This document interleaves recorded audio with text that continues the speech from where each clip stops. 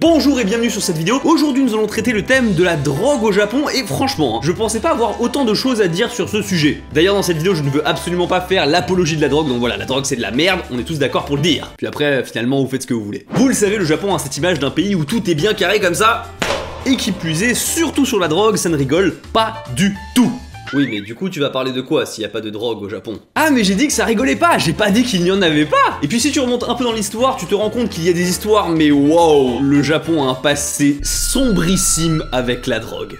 Ok, avant de commencer, petite sponsor. Et vraiment, merci pour vos retours quand vous dites que vous aimez bien quand je fais ça en musique. J'essaie de faire en sorte que ça soit un peu plus cool à regarder pour vous. Donc voilà, merci. OK、もう一丁いきます。まあまあまあ、コラボですからね。はいはいはい。タイさん、ありがとうね、毎回毎回。みんな準備 OK？ じゃあ始めるぞ。原神は神のことを召する。君は神のことを信じる。姉川にはマジどこにいたの？心配しすぎ幻見てるかも。心の底に傷がいてしまった。ギリギリまで頑張っちゃってるように勝った。世界の方は絶対広いな。値段の方は絶対無料だ。あ、そうか。原神は神のことを召する。君は神のことを信じる。原神パクトの登場。俺も本気だぜ。Oh no! ダウンロードよろしくな。Genshin Impact, jeu sorti le 28 septembre dernier sur PS4, PC, Android, iOS. C'est un RPG qui se passe dans un monde ouvert qui s'appelle Teyvat. Il y a plein de persos différents avec des armes totalement différentes et aussi on peut se battre avec des éléments. Et il y a un truc qu'on n'y pense pas forcément dans ce type de jeu, c'est le multijoueur. Et il y en a un à partir du niveau 16. Après, je peux comprendre que le prix du jeu c'est gratuit. Perso, je l'attendais depuis un petit moment donc je suis très content, le lien est dans la description. Déjà, avant de rentrer dans les stupéfiants lourds, on va commencer par ce qui est dans le domaine de la légalité, c'est-à-dire le tabac. Je me suis dit que ça pourrait intéresser les quelques fumeurs voilà, qui partent au Japon, bon actuellement clairement pas, mais dans le futur voilà ceux qui partiront au Japon. Le tabac au Japon se dit tabako et il est strictement interdit de fumer dans les rues au Japon. C'est la grosse différence par rapport à ici. Cependant, autre différence, c'est que dans les lieux en intérieur tels que les restaurants, karaokés, bars, boîtes de nuit, eh bien il y a des espaces dédiés aux fumeurs. Et même dans les gros quartiers dans la rue, il peut y avoir des espaces fumeurs, alors c'est vraiment cloisonné de ouf et tout le monde fume un peu comme ça, vite fait, c'est un peu, voilà, c'est un peu badant mais c'est comme ça. Et surtout que si tu ne respectes pas cette règle, ah bah là tout de suite c'est l'amende. 2000 yens à 5000 yens d'amende pour avoir fumé dans la rue au Japon.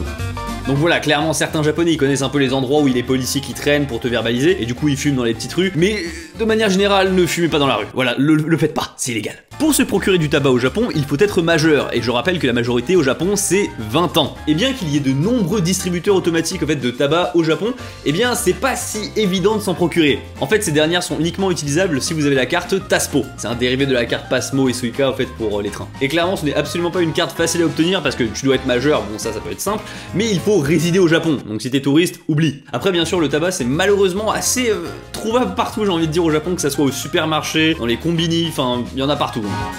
Pour ce qui est du prix du paquet, c'est beaucoup moins cher en revanche, enfin de ce que je crois parce que je fume pas, c'est entre 3 et 4 euros le paquet au Japon. Et pour ce qui est de la cigarette électronique, j'ai l'impression que la mode n'est pas vraiment restée au Japon. J'en ai vu en fumer, mais j'ai l'impression que ça s'est pas ancré comme en France. Donc du coup voilà, je vous conseille de, comme pour les cigarettes normales, de ne pas fumer dans la rue. Sinon bien sûr c'est à vos risques et périls. Pour revenir au tabac, il y en a qui est cultivé sur le sol japonais par l'industrie japonaise du tabac. Mais bien sûr, il est interdit d'en produire soi-même.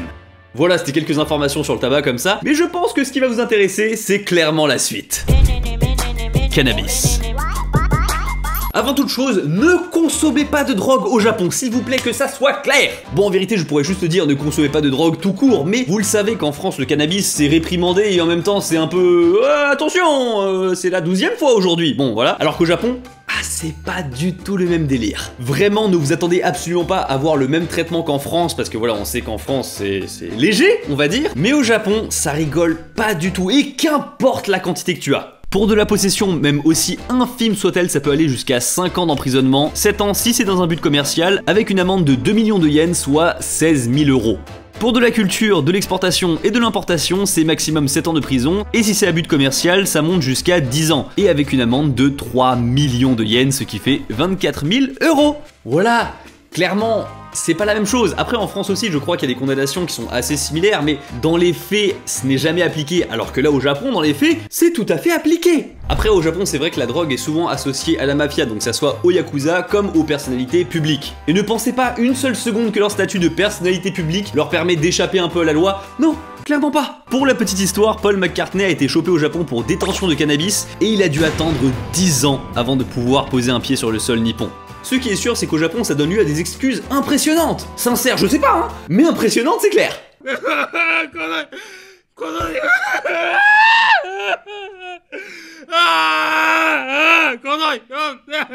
Bon, je sais que c'est un extrait totalement hors sujet, mais ça me fait toujours rire. Pourtant, même si ces personnes s'excusent, ça veut pas dire qu'on leur pardonne et qu'on repart à zéro. Les sanctions sociales sont au maximum. Perte d'emploi, perte d'estime, perte de contrat, globalement tout le monde vous tourne le dos. Et en plus, ce bashing médiatique par rapport à une affaire qui concerne la drogue est assez courant au Japon. Et d'ailleurs, c'est assez intéressant de noter que ce bashing médiatique et cet effet de voilà, tout le monde vous tourne le dos, ça ne s'applique pas forcément que à la drogue, ça concerne toutes les activités illégales, même si elles paraissent pas si graves en fait. Je vais vous raconter l'histoire de Kento Momota. Kento Momota était en 2016 un joueur pro de badminton japonais, numéro 3 mondial et vainqueur du Master Finals. À l'âge de 21 ans seulement, c'est un champion et un symbole pour le badminton japonais. Mais vous vous doutez de ce qui va se passer, enfin pas vraiment en fait. Est-ce qu'il a pris de la drogue? Est-ce qu'il a commis un acte sexuel avec une personne qui était non consentante? Non, il a joué au poker. Oui, c'est tout. Voilà, il a joué au poker avec du vrai argent. Et en fait, c'est interdit au Japon. La plupart des jeux d'argent sont interdits au Japon. Et donc, c'est considéré comme une activité illégale. Et en plus des condamnations classiques, il a été suspendu par la fédération sportive indéfiniment. Bon, en réalité, il s'est platement excusé d'avoir trahi la confiance et les espoirs des gens en lui, et il a pu reprendre un peu plus d'un an plus tard, en 2017. Donc vous voyez que les répercussions publiques sont vraiment intenses. Pour en revenir avec un exemple de personnalité publique qui est chopée avec du cannabis, c'est quand même beaucoup plus sévère. Et il y a deux exemples qu'on ressort assez souvent lorsqu'on parle de ce genre d'affaires, c'est Erika Sawajiri ou encore Saya Takagi. Saya Takagi est une actrice très célèbre au Japon pour avoir joué dans la série Okane ga Nai. Et là où elle est très forte, c'est qu'en 2016, elle faisait partie du comité d'inspection du cannabis et elle faisait campagne pour siéger au Parlement. Ah oui, carrément, rien que ça, hein, elle est passée de actrice à je veux faire de la politique. Et en octobre 2016, bam, on la retrouve avec 55 grammes de cannabis dans une guest house à Okinawa. Pom pom pom pom. Elle a été jugée, condamnée et elle a pris 1 an de prison ferme. Mais là, j'ai envie d'attirer votre attention, c'est sur ce qui s'est passé le jour même, pas de sa condamnation, le jour même où on l'a chopée. Dans la journée, toutes les émissions télévisées dans lesquelles elle figurait ont été retirées des ondes. Pas que celles qui allaient venir, mais celles aussi qui étaient en cours. Et je parle pas de quelques programmes où elle apparaissait, c'est tous les programmes où elle figurait quelque part. Hardcore quand même. Et bien sûr, si c'est dans le domaine sportif, vous êtes banni à vie et bye bye les sponsors. Et ça d'ailleurs que vous soyez en solo ou en équipe. Et c'est pas rare qu'en fait il y ait un membre d'une équipe, par exemple, je sais pas, de rugby, à tout hasard, voilà, qui se fasse prendre avec du cannabis. Et donc le sponsor de toute l'équipe se retire. Ah, je vous jure, ça pardonne pas. Hein. On sent qu'il y a une véritable envie de détruire toute forme de relationnel, carrière, espoir des gens qui ont touché à la drogue. Après, en vérité, je vous avoue que dans le show business, c'est plus, il ne faut surtout pas se faire prendre. Et en plus, le truc qui peut être assez surprenant, c'est que ça ne s'applique pas uniquement à la juridiction japonaise et sur le sol japonais. Je m'explique. En 2010, Paris Hilton a été refoulée du sol japonais parce qu'elle avait été condamnée pour consommation de drogue aux États-Unis. Et techniquement, j'ai lu qu'un japonais pouvait se faire condamner pour avoir consommé de la drogue même s'il n'était pas sur le territoire japonais. Genre il consomme de la drogue, je sais pas, à Taïwan, et puis quand il revient au Japon, bam, il se fait juger. C'est possible. Alors, j'ai vu des articles qui se contredisaient, donc c'est pas une info très fiable, mais j'ai lu ça quelque part. Info pas ouf. Il y a quand même une info dont je suis sûr, et c'est une info plutôt croustillante, voilà, il faut que je vous parle de cette machine. Non, clairement, vous ne rêvez pas. C'est bien une machine qui distribue de la weed. Roue libre! Attends, tu veux me faire croire que d'un côté le Japon réprimande et condamne la consommation de drogue, et d'un autre côté, il y a des machines automatiques qui distribuent de la weed. C'est bien ça? Oui, écoute, moi devant un fond vert, c'est totalement ça. Ok. La photo que vous voyez a été prise à Yokohama et effectivement cette machine vendait de l'herbe. Alors bien sûr les quantités de THC étaient assez basses, mais c'était quand même de l'herbe. Et tout ça, c'est fait de manière parfaitement légale. Pourquoi? Comment? C'est pas possible. Non, attends, quoi? En fait, ils exploitent des failles légales. Tant que la police n'a pas prouvé que la substance qui est dans la machine contient de la drogue, eh bien ils n'ont pas le droit de condamner et de faire fermer cette machine. Mais le souci, c'est que lorsque la police a fait son travail d'investigation et a pu détecter les substances illicites dans les produits, eh bien les vendeurs, ils peuvent dire ça.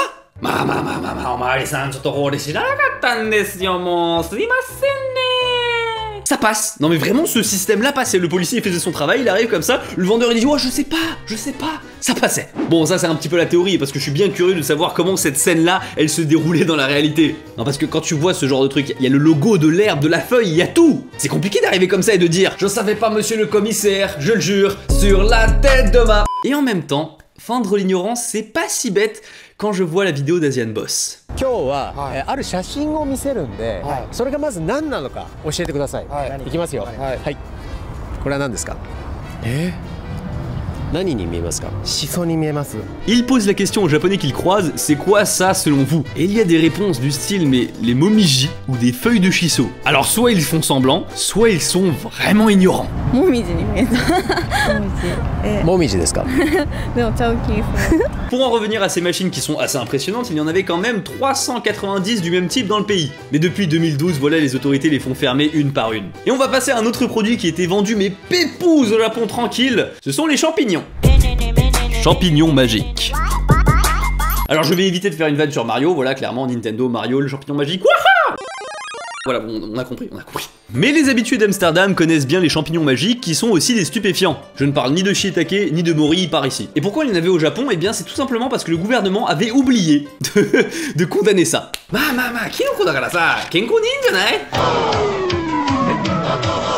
Genre vraiment, je déconne pas, ils ont oublié. Jusqu'en 2002, et le Japon il a oublié ça. Ce qui fait que les champignons magiques qui pouvaient te faire voir les couleurs qui n'existaient pas, c'était totalement légal. Après les vendeurs ils étaient pas totalement bêtes, tu vois. Ils vendaient ça comme un ornement. C'était de la déco, comme un pot pourri. Voilà, vraiment. Ils se foutaient de la gueule du monde ces vendeurs, clairement. Uniquement à usage ornemental, surtout ne pas manger. C'est vraiment ce qui était écrit sur les boîtes. Bien sûr, tout le monde les mangeait après en avoir acheté. Voilà, c'était pour ça. Ça a été rendu illégal le 6 juin 2002, mais il y a eu un petit souci parce qu'en fait, il y a eu un délai, si tu veux, d'une semaine entre le vote de la loi et l'application. Ce qui a permis à tout le monde de faire des stocks en quantité massive. Donc les ventes, elles ont fait un stonks comme ça avant leur interdiction pure et dure. Vous le voyez bien, les condamnations sont bien sévères et ça même si vous avez une toute petite quantité sur vous. La drogue est vraiment diabolisée par les médias et le gouvernement. Sur ce graphique, on voit que la consommation du cannabis est en hausse depuis au moins 2014. Tout du moins, le nombre de personnes arrêtées est en hausse. Pour ce qui est de la cocaïne, clairement, vous voyez que c'est pas très élevé. En revanche, je vous ai pas montré le haut du tableau parce qu'il y a une drogue qui est beaucoup plus consommée au Japon. Cette drogue, elle est vraiment beaucoup plus consommée par les Japonais. On atteint plus de 10 000 personnes arrêtées chaque année. Ce qui fait quand même environ 30 par jour. Ça me paraît assez énorme. Parce qu'encore une fois, il s'agit de personnes arrêtées et non pas des personnes qui consomment. Donc on imagine bien que le nombre de personnes qui consomment est beaucoup plus conséquent. Et cette drogue, il s'agit de la méthamphétamine. Méthamphétamine. Déjà, petit cours de science, la méthamphétamine, c'est quoi? C'est une substance qui agit sur le cerveau et qui augmente la sensation de plaisir. Elle provoque de l'agitation, de l'anxiété et même coupe la faim. La particularité, c'est que la durée d'effet de cette drogue est très longue, ça peut durer jusqu'à 10 heures, et la redescente est très violente. Bref, il y a bien sûr plein d'effets secondaires tels que la paranoïa, des convulsions, des dégâts au cerveau, de la tension artérielle. Oui, enfin voilà, c'est une drogue, hein, donc clairement, ça va pas faire du bien à ton corps. Sans compter bien sûr une addiction monstrueuse et une impression de bad quand on n'en a pas. Mais si je vous en parle aujourd'hui, c'est parce qu'en fait, il y a eu un passé très sombre avec cette drogue et le Japon. Mais alors tenez-vous bien parce que clairement, je ne pense pas que vous soyez prêts ni pour l'histoire, ni pour les chiffres que je vais vous balancer. L'histoire du Japon avec la méthamphétamine. Nous sommes en 1893 durant l'ère Meiji à l'université impériale de Tokyo. Dans un des laboratoires, le professeur Nagai Nagayoshi étudie un procédé chimique comme à son habitude. Pour la petite anecdote, c'est un proche d'Albert Einstein. Vous l'aurez compris, c'est ce monsieur qui, pour la première fois au Japon, va synthétiser de la méthamphétamine. Un peu plus tard, lorsqu'on va découvrir son application et ses usages, on va l'utiliser comme médicament. Un médicament bronchodilatateur pour dilater les bronches et mieux respirer. Puis dans un second temps, il sera vendu comme un stimulant. En gros, ils vendent ça comme un produit énergétique qu'on peut trouver à l'entrée des combini. Plusieurs entreprises reprennent la substance pour la commercialiser, dont la société Dai Nippon Seiyaku. Et le gros hit des ventes de cette société, c'est une boisson qui contient bien sûr de la méthamphétamine, le Hiropon. Avec pour slogan Nenakute mo hatarakeru. Vous pouvez travailler sans dormir. On se retrouve un peu plus tard, en 1940, et quel organisme en 40 pourrait utiliser un produit stimulant qui trompe la fatigue et qui permet de rester éveillé pendant des heures? L'armée, bien sûr. Bien entendu, le Hiropon a été utilisé dans l'armée, et autant vous dire que ça y allait franco. Particulièrement pour les soldats qui exerçaient de nuit, et aussi pour les pilotes parce qu'on disait que ça aidait à se concentrer et ça aidait à la vision de nuit. On appelait même la substance le sel des pilotes. Et pour plaire, le produit a été dérivé dans plein de choses, dont d'ailleurs des barres chocolatées. On appelle les drogués au Hiropon les ponchu.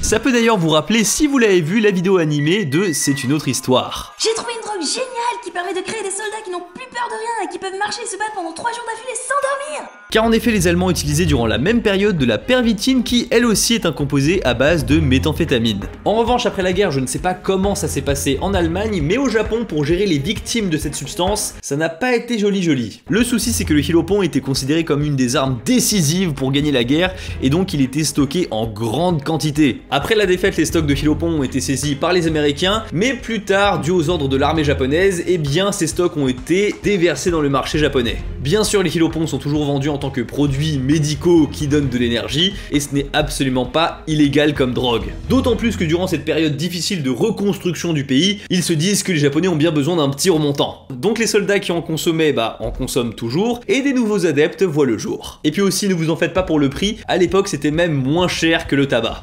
Bien sûr, une fois que tous les stocks sont écoulés, ce serait dommage d'en rester là. C'est alors que va rentrer en scène les forces d'occupation, c'est-à-dire les Américains, et aussi les mêmes individus qui reviennent à chaque fois qu'il y a de l'argent facile et rapide à se faire. Bien sûr, les Yakuza.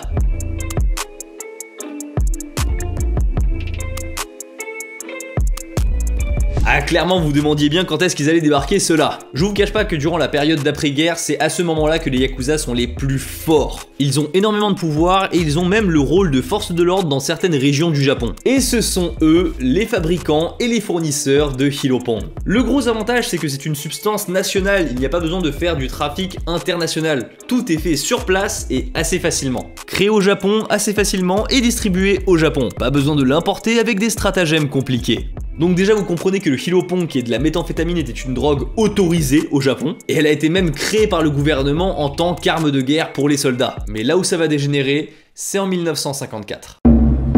1954. En cette année, le Japon compte 88 millions d'habitants. Et tenez-vous bien, on compte à ce moment-là 1,5 million de personnes qui consomment régulièrement de la méthamphétamine. Ça fait 1,7% de la population, mais c'est genre juste monstrueux. Et parmi ces gens, on en compte 20% qui sont des accros sévères et qui ne peuvent plus se passer du produit. Et ça, même pas pour une journée, et parfois même pour certains, même pas pendant plus d'1 heure. Sauf qu'au bout d'un moment, les ravages de la drogue, ça finit par se voir au grand jour. Les personnes fatiguées, accros, en dépression et surtout agressives, elles vont pas rester sagement assises dans leur coin. Le Japon est littéralement au bord de la crise sociale jusqu'au jour où il y a l'événement en trop. 20 avril 1954. Ce jour-là, Hosoda Kyoko, une jeune écolière, sera retrouvée morte dans les toilettes de son établissement. Le coupable, c'est Sakimaki Shiukichi, un homme de 20 ans qui est complètement accro au Hilopon, 20 à 30 doses par jour quand même. C'est à partir de cet incident que le gouvernement japonais, indépendant depuis seulement 2 ans, va se dire qu'il faut cette fois lutter vraiment contre la méthamphétamine. Cette affaire n'était clairement pas un cas isolé puisque la même année, la moitié des personnes arrêtées par des stupéfiants au Japon le sont pour une affaire qui concerne le Hilopon. C'est un petit peu triste de se dire qu'à chaque fois il faut qu'il y ait un drame qui se produise pour qu'on agisse. Et je trouve que ça n'a tristement pas changé aujourd'hui, que ça soit en France ou au Japon. Bon, au moins, chose positive, ils agissent vite et fort. Cette année, ils vont arrêter 55 664 personnes juste pour les gens qui consommaient du Hilopon. Toutes ces personnes sont envoyées en prison où ils subissent une désintoxication à la dure, c'est-à-dire qu'on prend pas du tout soin de leurs besoins. La prison japonaise des années 50, si vous avez vu cette vidéo, vous devriez savoir que c'est pas le feu. Et c'est comme ça qu'à la fin des années 50, le produit semble avoir totalement disparu. Mais spoiler, ce n'était pas le cas. Effectivement, dans les années 70, c'est la fin du grand boom économique du Japon. Depuis la fin de la guerre, le pays s'est développé avec une vitesse hallucinante, mais elle rejoint maintenant le rythme des pays développés tels que le Royaume-Uni ou les États-Unis. C'est alors qu'encore une fois, la méthamphétamine va faire son grand retour. Les Japonais travaillent avec acharnement et donc ils ont besoin de plus de remontants. La suite paraît logique et face à ça, le gouvernement a juste mis en place encore une fois son système carcéral et les mesures strictes que vous connaissez, et ce, qu'importe la quantité consommée. Aujourd'hui encore, vous l'avez vu, la méthamphétamine est consommée au Japon, mais pas vraiment dans le même contexte qu'à l'époque. Elle est très présente car elle est facile à synthétiser, mais elle est plus consommée par des femmes. Wow, calmez-vous. Je m'explique, et la raison derrière tout ça est assez triste. En fait, la drogue est utilisée comme une prison mentale. Des filles un peu abandonnées et recueillies par la rue se font droguer. Et les criminels peuvent les empêcher de fuir de cette prison entre guillemets virtuelle, et bien avec le côté accro à la drogue. Et bien sûr de ça, ils peuvent aussi les exploiter comme bon leur semble. Conclusion.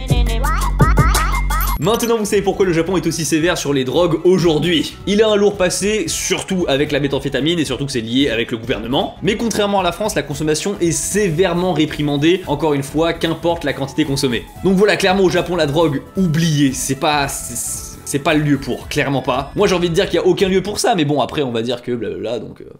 Merci beaucoup d'avoir regardé cette vidéo, bordel, j'ai été aussi surpris que vous sur les trucs que je viens de dire, non parce que j'ai découvert ça avec l'histoire du Philopong, tout ça. Je connaissais pas, j'ai vraiment appris avec des articles et tout. Et j'espère que vous avez pris plaisir à apprendre ça avec moi. Sur ce, n'hésitez pas à liker la vidéo et à vous abonner, moi je vous dis à la prochaine. Tchuss.